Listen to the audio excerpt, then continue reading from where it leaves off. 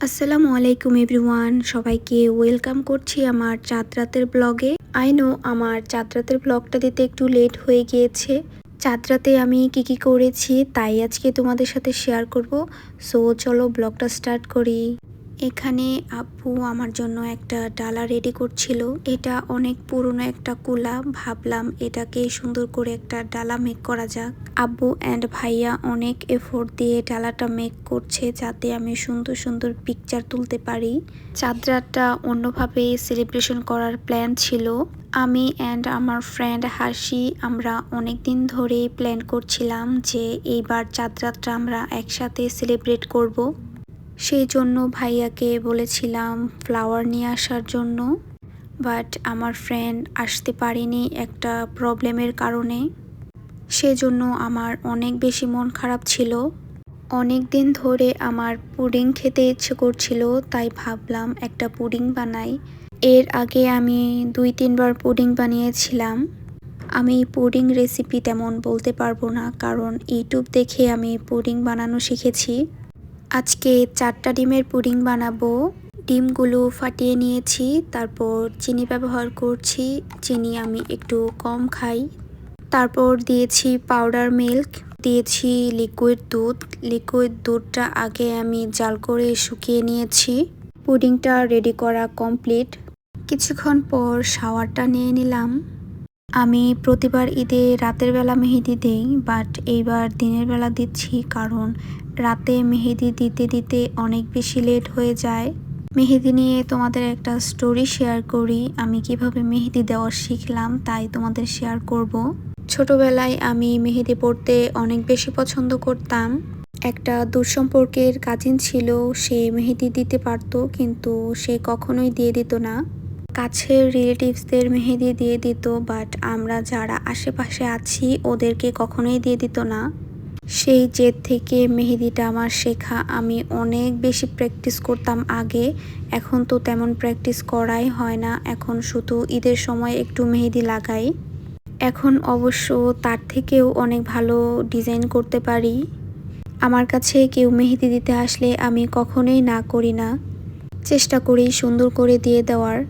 আমি সবসময় অনেক গর্জিয়াস করে মেহেদি দেই, বাট এইবার একটু সিম্পল করে দিয়েছি। কেমন হয়েছে জানিও আমাকে। দেন ইফতারের সময় হয়ে গিয়েছে, এখন আমরা ইফতার রেডি করছি। পুডিংটা আমি সবার জন্য স্লাইড করে নিয়েছি অ্যান্ড খেতেও অনেক বেশি মজা হয়েছিল। ইফতার করে নিয়েছি, এখন আমি এই ফুলগুলো দিয়ে ডেকোরেশন করব চাঁদ রাতের।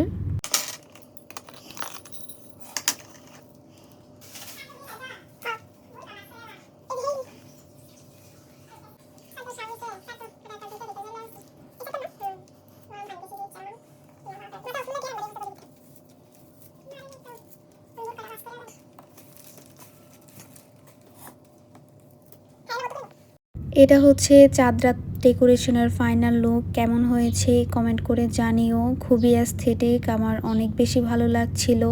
ছোট করে একটা ঈদ মুবারক লিখেছিলাম, অনেক বেশি কিউট লাগছিল দেখতে। আমি তো অনেক অনেক পিক তুলেছি। হাতের উল্টো পাশে এই ডিজাইনটা করেছি, একটু গর্জিয়াস করেছি। কেমন হয়েছে কমেন্ট করে জানিও।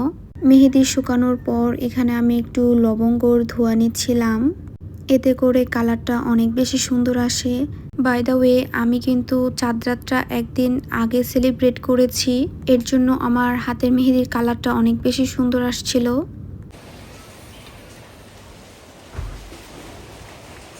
অনেক বেশি বাতাস ছিল, মনে হচ্ছে ঝড় আসবে।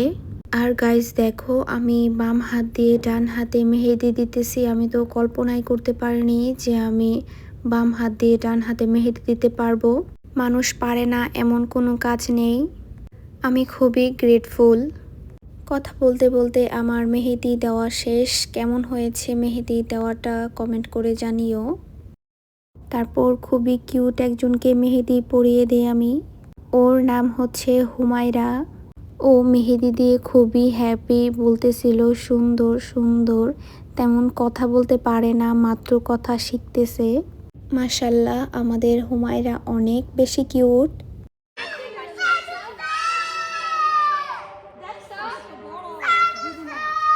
এই তো ঈদের চাঁদ উঠে গিয়েছে, খুবই ভালো লাগছিল। ছোটরা চিল্লিয়ে বলছিল যে চাঁদ উঠেছে।